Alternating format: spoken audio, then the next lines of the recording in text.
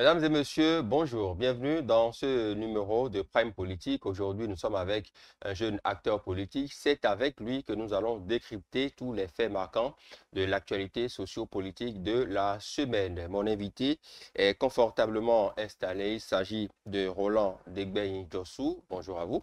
Bonjour, monsieur Amour. Merci d'avoir accepté mon invitation et de partager avec tous ceux qui nous suivent quelques moments sur les faits majeurs de l'actualité. C'est un plaisir pour moi. Merci beaucoup. Je rappelle que vous êtes un jeune acteur politique, membre du parti Bloc républicain qui soutient les actions du chef de l'État. C'est bien cela. C'est bien cela. D'accord. Alors, au menu, plusieurs sujets qui vont occuper nos échanges. On va commencer par cette affaire de détournement de sacs de riz présumé au niveau de Kilibo, détournement de 1000 sacs de riz. Justement, nous l'avons appris courant la semaine.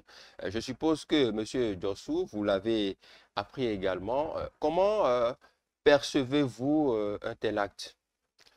Bon, nous l'avons appris comme vous, dans la Ouais. presse d'ailleurs. Mm, 1000, c'est pas petit. mm, C'est vrai qu'il y a un peu de galère qui sévit, mais un, mm, 2, 3 jusqu'à 1000. ouais, Il faut dire que les auteurs, ils ont eu le ventre plus gros que les yeux. mm, Malheureusement, on a mis la main sur eux. Merci d'ailleurs aux forces de l'ordre. ouais, Parce que quand on fouille bien, ben, les 1000, c'est un préjudice qui est causé à un opérateur économique, mm, quelqu'un qui a investi probablement de l'argent, bon, pas probablement, forcément de l'argent, ouais, et à qui on soutient 1000 comme ça, pas 2, pas 3000, c'est un mm, gros coup. mm, Merci une fois encore aux forces de l'ordre qui ont pu faire le travail nécessaire pour récupérer ces sacs-là. mm. Est-ce que quelque part, on ne va pas questionner le côté moral de certaines personnes parce que c'est vrai que le détournement de vivres, ça s'observe aussi hein, dans d'autres domaines, notamment au niveau des cantines scolaires aussi, voilà. Donc, des détournements de vivres qui se répètent presque à chaque semaine. Il ne se passe pas une semaine où on ne nous en parle pas. Est-ce que quelque part le côté moral n'est pas questionné? Et vous avez évoqué tantôt la question de la galère. Est-ce que la galère justifie tout? Bon, il y a un adage qui dit que le ventre affamé n'a point d'oreille. Mm, Donc, quelqu'un qui a faim, il s'en fout de la morale.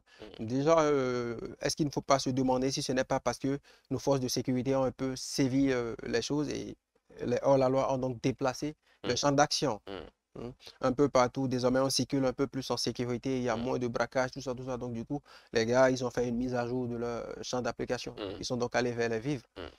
C'est ce qu'il faut dire. Mais C'est ce que je pense, c'est mon ouais, avis. est-ce que ceci peut expliquer cela? Est-ce que parce qu'on a faim, on peut aller justement détourner des vivres, même si la tentation est forte? Est-ce qu'il faut encourager cela? Ah bah, ce n'est pas le détournement de vivre qu'il faut déconseiller, qu'il faut décourager. C'est carrément le détournement tout simple. Mm, Que ce soit des vivres ou autre chose, ce n'est pas une ouais, bonne chose, on est d'accord. Ça va mm, contre les principes, ça va contre l'éducation, ça va contre notre morale. mm, Il faut simplement décourager cela. mm, Mais dire que des gens vont jusqu'à cet extrême-là, bon, je ne sais pas mm. ce qu'il faut penser de cela. Mm. D'accord. On va parler justement, revenir au niveau de la commune d'Abomey-Calavi pour aborder ces hors-la-loi. On est toujours hein, dans le cadre de la lutte contre l'insécurité. Il y a 26 hors-la-loi qui, au niveau du quartier Aïmevo, ont été interpellés par la police républicaine. Nous étions mardi, nous étions le 24 août 2024. Quelle analyse pourrait-on faire de cette question-là? Ils sont quand même pas, c'est pas deux, trois personnes, c'est quand même 24 hors-la-loi qui sont interpellés au détour d'une opération. Si plutôt on a parlé de détournement de vivre, il faut Mm, savoir que ici, par contre, les gars sont restés dans leur champ d'action. mm, On a parlé de ghetto, on a ouais, parlé de stupéfiants, si j'ai ouais, bonne mémoire. ouais, Donc là, ce ne sont pas vraiment des, comment dire, on va pas dire que c'est pas des débutants. Donc c'est des gens qui savent forcément ce qu'ils faisaient. mm, Et heureusement, les éléments des commissariats de plusieurs arrondissements, je crois, ont pu coordonner leurs actions pour mettre fin à cela mm, et permettre évidemment à la population de rester en toute sécurité. Parce qu'ils auraient fini de prendre leurs produits qui seraient sortis pour commencer les désordres un peu partout, un peu partout. Merci déjà, une fois encore, mm, aux éléments des commissariats de la commune d'Abomey-Calavi qui ont pu mm. faire le nécessaire. Mm. Sur la question de la lutte pour la sécurité des populations, on sait quand même que c'est une lutte sans merci. Est-ce qu'aujourd'hui, parce qu'au nombre de ces 26 personnes interpellées, il y a quand même des jeunes pour la plupart, s'il ne faudrait pas beaucoup plus parler aux jeunes aujourd'hui, vous qui êtes acteur politique d'ailleurs, est-ce que ce n'est pas tant le moment de parler aux jeunes, leur insertion dans la société, ne pas se livrer à certains actes qui pourraient les conduire derrière les barreaux. C'est vrai que cela pourrait être une des solutions. Mm, Et je peux dire que ce n'est pas faute de n'avoir pas essayé, parce que c'est un truc que nous faisons au quotidien, mm, aussi bien en présentiel que via les réseaux sociaux, pardon. ouais, Et par contre, nous remarquons de plus en plus qu'il y a une certaine frange de la population, de la jeunesse, mm, qui prend goût à la recherche du gain facile. mm, On les voit à longueur de journée devant les kiosques pour faire des paris en ligne et tout ça, tout ça. mm, Je ne voudrais pas jeter la pierre à une certaine société qui encourage ça d'ailleurs. mm, C'est des trucs à décourager. mm, Puisque les jeunes, ils pensent qu'ils peuvent gagner de l'argent facilement. Ils n'ont pas besoin de sortir de leur coin. Ils vont mm, rester à la maison et puis profiter du labeur d'autres personnes. C'est déjà ça, il faut décourager mm, et frapper. Merci à l'équipe qui est en place, qui fait un bon boulot mm, en la matière. Il faut frapper fort et décourager. Et je pense on est tous d'accord pour dire que il y a des efforts qui ont été faits sur ce plan-là et on est plus en sécurité depuis quelques années. mm. C'est aussi vrai que la police est en train de faire son travail, démanteler les ghettos pour procéder justement au renforcement de la sécurité des populations. Est-ce que quelque part, les populations elles-mêmes ne doivent pas coopérer s'il y a des nids voilà, de hors-la-loi ou de personnes mal intentionnées dans les quartiers, dans les maisons, au niveau de certains coins? Est-ce qu'il n'est pas temps aujourd'hui peut-être d'en appeler aux populations qui doivent aussi jouer leur partition euh, pour renforcer cette lutte-là? Non, je pense que nous avons beaucoup progressé sur ce point-là. Mm, Parce qu'il fut un temps où, que les forces de l'ordre, m'en excuse, la mm, population avait peur des hommes en uniforme. mm, Vous avez, il fut un temps où, quand on sait que au carrefour là-bas, il y a les policiers, mm, on ne prend pas ici. On mm, évite. La population évite d'aller au contact de la police, alors que c'est elle qui est censée la protéger. mm, Mais Dieu merci, ils ont revu la chose. De plus en plus, on parle de la notion de police communautaire. mm, Les policiers ils ont commencé à s'approcher de la population pour qu'il y ait une certaine collaboration. Parce que, comme vous l'avez dit, mm, il faut cette collaboration pour mettre hors d'état de nuire les hors-la-loi. mm, Et ça évolue bien, je pense. Par le passé, il y avait aussi cette crainte-là. Est-ce que si je dénonce, les policiers ne vont pas donner mon nom, après on va venir me tabasser, tout ça, tout ça. Ben, je pense qu'on a évolué. Il n'y a plus ça. Il n'y a plus ça, ou du moins ça a quand même baissé. C'est forcément une collaboration entre policiers et civils mm, qui a abouti à cette arrestation massive à Boumé-Calavi mm. ou encore à Kilibo. Oui, Bon, à Kéléba aussi, oui. je ne pense pas que la police puisse se déplacer de maison en maison pour voir ça. Mm. Forcément, ils ont eu des renseignements qui ont forcément servi Qui ont à abouti ces, à voilà, cela. à ces résultats. Mm, d'accord. Alors, monsieur Diossou, vous aimez la viande de porc? Vous en Euh, consommez? un Oui, tout petit peu, déjà, je ne prends pas de la viande de façon générale, mais oui, je n'en oui. prends que Pas modérément, moment. par moment. Ouais. Oui. Par ces temps qui courent, vous devrez faire très attention, puisque justement, on aborde cette question-là au nord du Bénin, plus précisément à Pereret. Il y a la peste porcine qui sévit de ce côté-là. Les autorités ont demandé quand même aux populations de faire très attention sur la question. 200 porcs qui sont morts, disons-le ainsi, de façon officielle, dénombrés. Est-ce qu'il faut s'inquiéter dorénavant quand on peut procéder à la consommation de cette viande-là? Il me plaît de commencer la réponse à cette question par une petite blague. Je Oui. suis de l'OME. Mhm. Ah, Les d'accord. gens de l'OME diront que les 200 là enterrés, c'est une perte énorme. C'est une fête énorme. Oui. Alors, quand on va dans le vif du sujet un peu plus Mhm. sérieusement, Oui. moi, je suis plutôt conforté dans ma position puisque je ne prenais pas vraiment de la viande. Mhm. Mais j'ai cru lire que les autorités sont montées au créneau Oui. pour dire que la situation était sous contrôle. Mhm. C'est vrai que le dernier cas remonte à déjà plus d'une semaine, je Mhm. pense. Ouais. Mais nous ne pouvons pas savoir avec exactitude si cette pandémie ou épidémie, je dirais, Mhm. s'est répandue dans les autres communes environnantes. Ouais. On ne peut qu'inviter la population à être vraiment prudente et ne pas manger de la viande porcine euh, pendant quelques semaines. Mhm. C'est ça. Ça ne tue pas. Oui, pour le moment, au niveau de PRS, C'est c'est maîtrisé. interdit. Oui, c'est maîtrisé, mais c'est interdit jusqu'à nouvel ordre. Les autorités ont demandé aux populations de faire plus attention. Mais quelque part aussi, voyons le côté manque à gagner, puisque les activités sont ralenties. Les populations ou les clients potentiels craignant pour leur santé ne vont plus s'approvisionner. C'est quand même assez normal. Vous avez fait référence à l'Ouémé, bien sûr, un département où la consommation est quand même très Très forte, importante. surtout les week-ends pour toutes les manifestations. Si vous êtes de l'Ouémé, vous organisez Une une cérémonie, réjouissance, une cérémonie, et qu'il n'y a pas cette viande, c'est que quelque chose a manqué. forcément. Et donc, Forcément. quelque part, que doivent faire les populations aujourd'hui face à une telle situation? Non, mais vous savez, Mm, peu importe l'amour qu'on a pour une viande donnée, il y a d'abord la santé qui prime. ouais. Aujourd'hui, on sait que la santé est en jeu. C'est vrai, j'ai cru lire dans un document que la Mm, peste porcine n'a pas d'impact sur la santé humaine. ouais, On ne sait jamais. ouais, D'autant plus qu'on ne maîtrise pas forcément les méthodes de cuisson qui mm, varient d'une zone à une autre. ouais, On ne peut qu'appeler la population à être vigilante et à faire preuve de prudence et à ouais, rester totalement loin de cette viande-là, le temps que la situation soit totalement maîtrisée sur le territoire national. mm, Les amis de Porto, ils vont peut-être dire qu'ils sont loin de Perret, mm, mais ils ne savent pas forcément le circuit qu'a suivi ouais, le porc, ou plutôt la viande de porc qui est venue à Porto-Novo. Donc, mm. on va inviter tout le Bénin à faire attention. C'est ça, Mm. à faire très très attention. Oui, il faut. D'accord, merci beaucoup. On va finir justement par ce que je pourrais appeler le plat de résistance. C'est ce sujet-là qui occupe l'actualité depuis quelque temps, l'affaire Steve Amonso. Vous l'avez suivi aussi certainement sans Bien doute sûr, au niveau bien sûr, du blog républicain. bien sûr. Pourquoi ce silence de la part des autorités béninoises sur une telle affaire? J'ai eu à faire le débat récemment Hmm, sur un forum. oui. Déjà, il faut savoir que le gouvernement est en vacances. Mhm, Ça, c'est important. hmm. On va pas Est-ce, casser. est-ce que les vacances expliquent un tel silence sur un sujet aussi délicat Certes, qui a amené le parquet togolais à sortir un communiqué?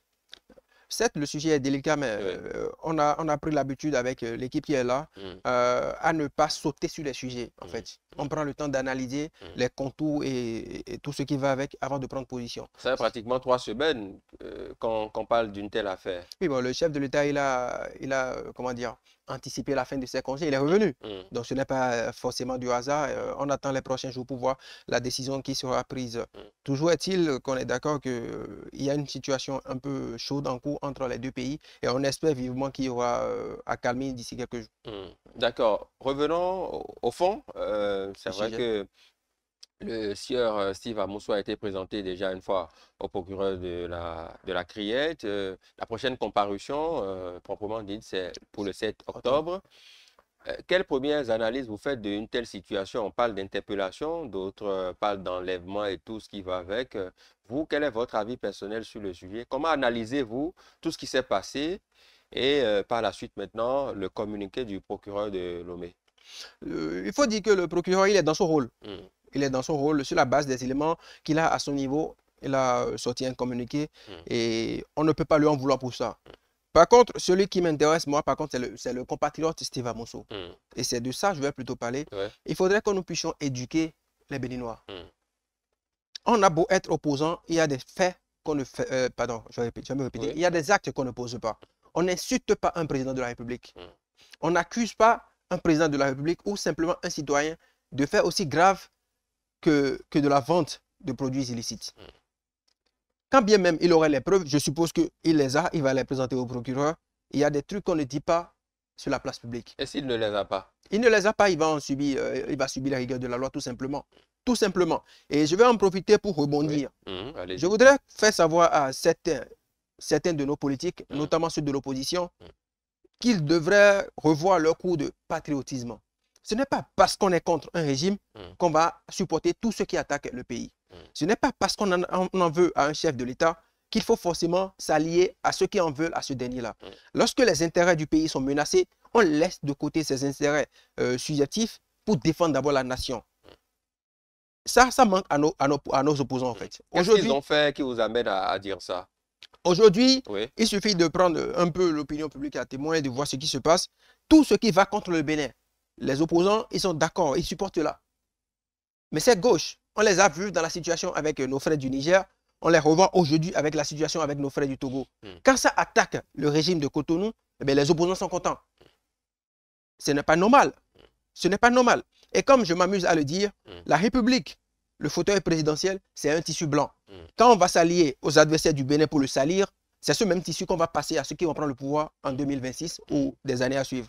Donc, on ne peut pas se permettre le luxe de salir ce tissu-là parce qu'on n'est pas de la mouvance aujourd'hui. Il faudrait que les opposants puissent mettre cela dans leur tête.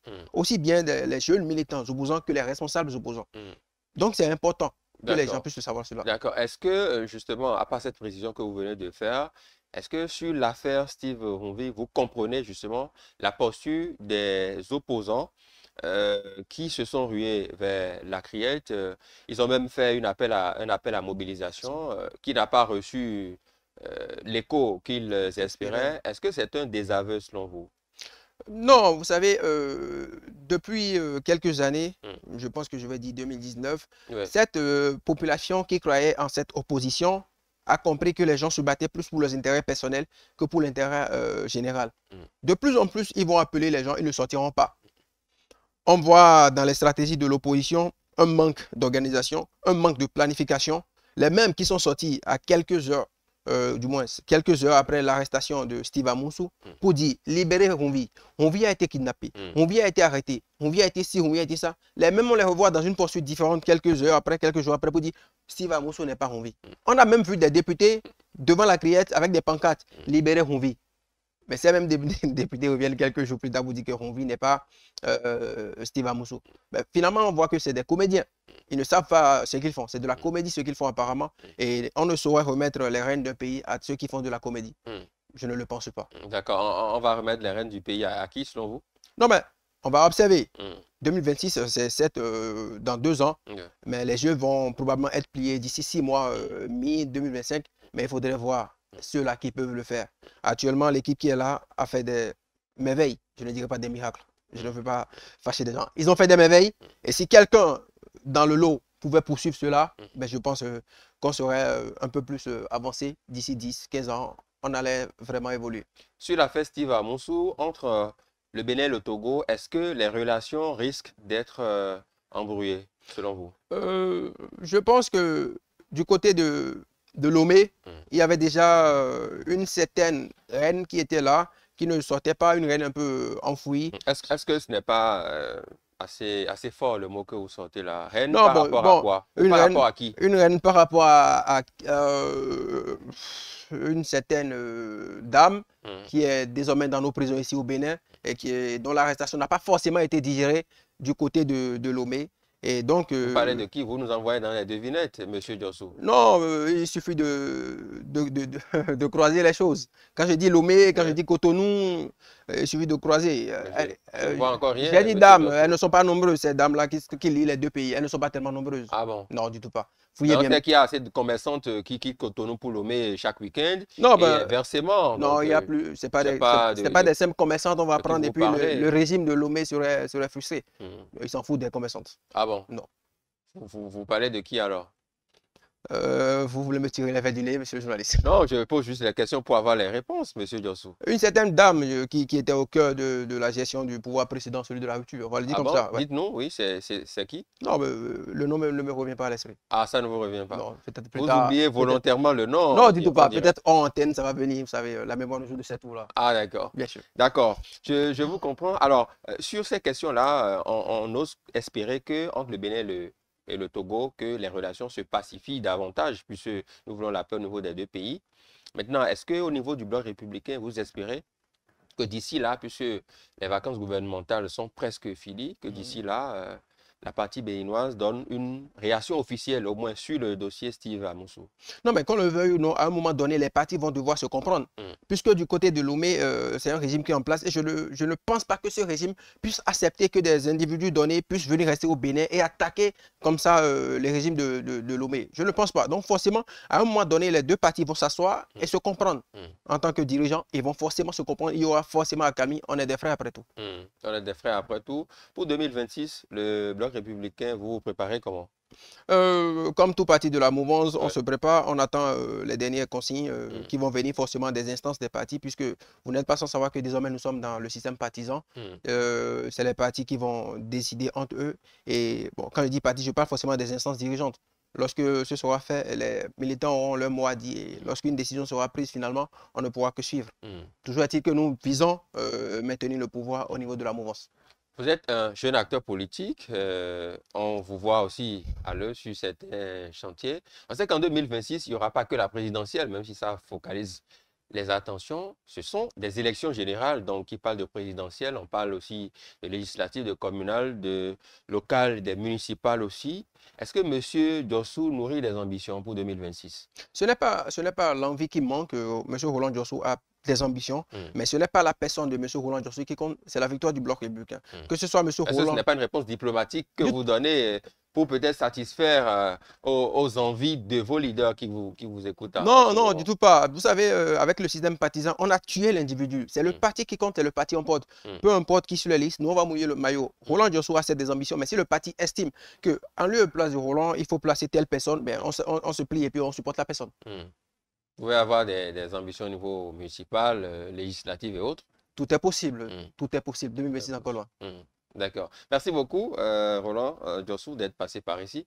Je Merci à vous. rappelle que vous êtes acteur politique, membre du bloc républicain, qui soutient les actions de la mouvance et du chef de l'État aussi. C'est bien cela. Merci de m'avoir reçu. C'est moi. Merci beaucoup à toutes les équipes rédactionnelles et en régie et de réalisation aussi, surtout, autour de cette émission. C'est tout pour ce numéro de Prime Politique. Merci à tous de nous avoir suivis. Ce fut un réel plaisir. À bientôt.